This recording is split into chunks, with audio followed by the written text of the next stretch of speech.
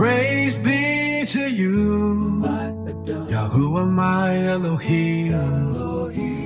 Praise be to your Son, Yahushua my Messiah. I come at your feet in the name of your Son. Thank you for the knowledge you pour unto me, and thank you for breaking all the shackle that was bound on my face. Yahuwah, you are the only true living God. Thank you for your Yahushua, whom you truly love. You are Elohim, the Elohim of the Yahudim. Shalom, family. I'm your brother, Pierre Ligi, and this is The Remnant Awakens. I'm grateful you're here, whether you're tuning in for the first time or you've been walking with us through all these episodes. You know, every time I sit down to record, I feel that weight, like the responsibility to speak truth, to wake up the remnant, to dig into the things the world tries so hard to keep hidden. So, today, we're going to talk about something that's been on my mind for a long time. Who built the pyramids? And what does that have to do with Pharaoh, Ham, and the legacy of Nimrod's rebellion? Let's get into it.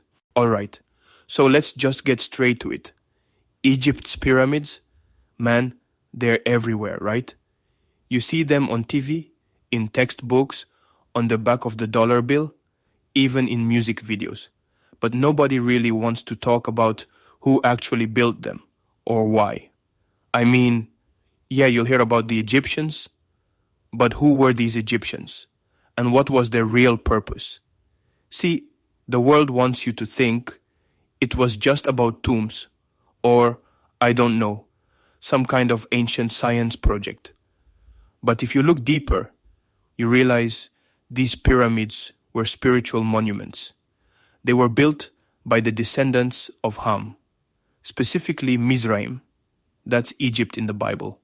And they weren't just stacking stones for fun or recreation like they were bored.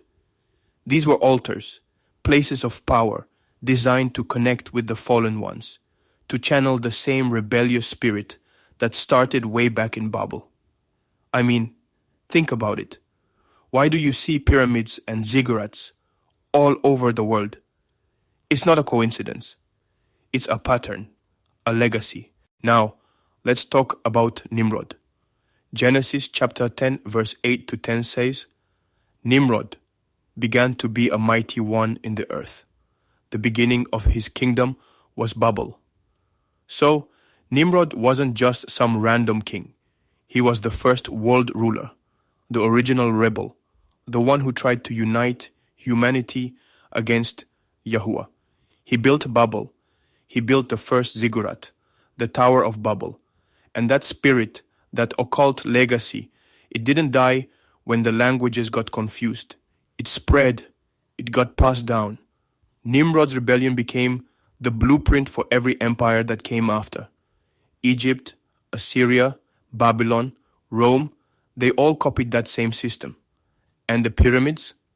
They're just the next chapter in that story. They're Babel 2.0, if you want to call it that. The same occult knowledge, the same desire to reach the heavens, to make a name for themselves, to defy the Most High. That's what we're dealing with. So, who was Pharaoh? He wasn't just a king, he was a living idol. Exodus chapter 5 verse 2.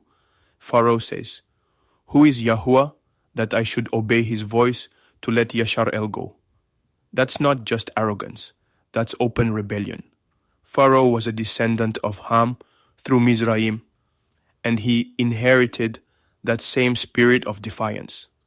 He saw himself as a god, a son of the sun, walking in the footsteps of Nimrod. And just like Nimrod, he built monuments to his own glory, enslaved Yahuwah's people, and tried to erase the covenant. You know, in a previous episode, we talked about how the world system always tries to erase the Hebrew identity, to keep us in bondage. Pharaoh was the prototype for that. He was the face of the beast system in his day. Now, here's something that always bothered me. Why are the noses broken off all those statues in Egypt, Sudan, North Africa? You ever noticed that? It's not just random vandalism. There's a reason. The features on those statues, broad noses, full lips, they tell a story about who the original people were. And the world, especially the colonizers, they didn't want that story told. So they tried to erase it, literally. Break the nose, erase the identity. It's the same spirit that tried to erase the Hebrews from history. The same spirit that wants to keep us blind to who we are. It's wild, right? The evidence is right there in stone, but they still try to cover it up. Even after Egypt fell, the spirit of Pharaoh didn't just disappear. It moved on. It got picked up by other kingdoms. Babylon, Greece, Rome, even the modern nations today. The same system of oppression, idolatry, and rebellion against Yahuwah just keeps getting recycled. You see it in the way governments operate, in the way the world worships power and wealth, in the way truth gets buried under tradition and lies.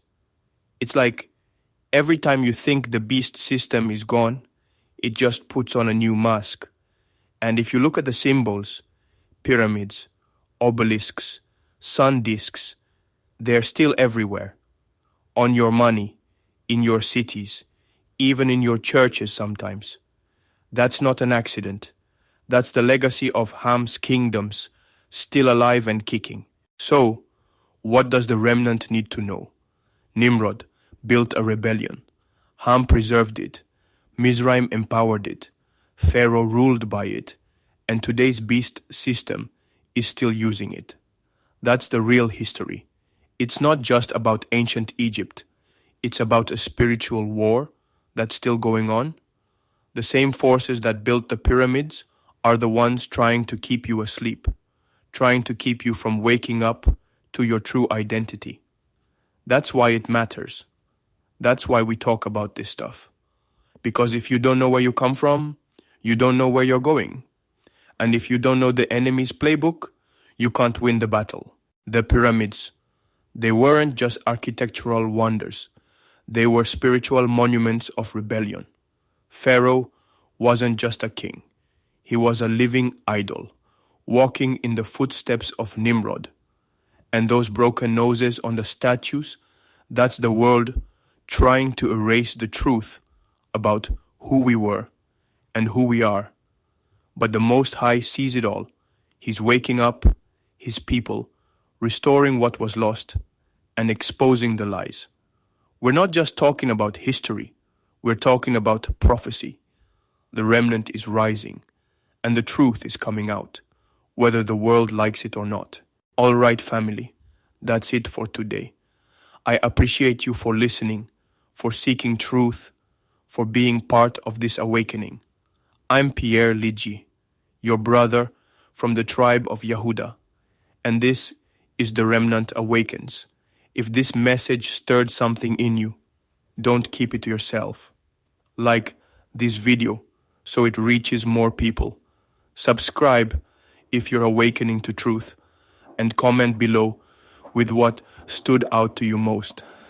And if you know someone still asleep to Egypt's lies, share this episode with them. Until next time, shalom. See you all on the next episode.